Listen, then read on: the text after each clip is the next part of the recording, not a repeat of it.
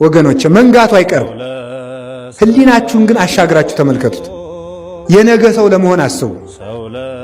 የመሸ ሳይነጋ አይቀርም፣ የነጋም ሳይመሽ አይቀርም። አሁን መሽቷል ብላችሁ ራሳችሁን ዘረኛ አታርጉ። ነገ ይነጋል። ስለዚህ ምን ነው እየነገርኳችሁ ያለ ራሳችን ከጽድቅ ዘር አግብተን መቁጠር አለብን፣ ከስጋ ዘር አይደለም። በጽድቅ ዘር የተቆጠረ ሰው ምንጊዜም ድል ነሽ ነው። ነገም ከነገ ወዲያ ነገ ምላስ ታስሮ በሞት መወሰድ አይቀር።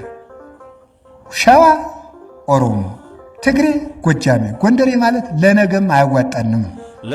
እኔ ነግሬያችኋለሁ። በልቡናችሁ ሰሌዳ ያዙት። ነገ ከነገ ወዲያም ቢሆን የሚያኖረን ሰማያዊነታችን ነው። እግዚአብሔር የሚከፋፍለውን መንፈስ ይሰርልን። እኔ እውነቴን ነው የምነግራችሁ። እግዚአብሔር በጽድቅ ዘር ነው የሚቆጥር። ራሳችሁን ከጽድቅ እውነቴን ነው። እኔ ከፈለጋችሁ ኩራት ከፈለጋችሁ የሚያኮራ ነገር ልንገራችሁ። እኔ የዮሐንስ አፈወርቅ ልጅ በሉ፣ እኔ የቅዱስ ቄርሎስ ልጅ በሉ፣ እኔ የገብረ መንፈስ ቅዱስ ልጅ፣ እኔ የተክለ ሃይማኖት ልጅ በሉ፣ እኔ የጳውሎስ ልጅ በሉ፣ እኔ የነቢያት ዘር በሉ፣ እኔ የክርስቶስ ልጅ በሉ፣ እኔ የቤተ ክርስቲያን ልጅ በሉ። የሚያኮራን ዘር ይሄኛውን፣ ሌላው ዘር ግን ይረግፋል። ዘር በዘር ቢነሳ ፈጽሞ ይጠፋል። የኖረ ነው ሲጠፋ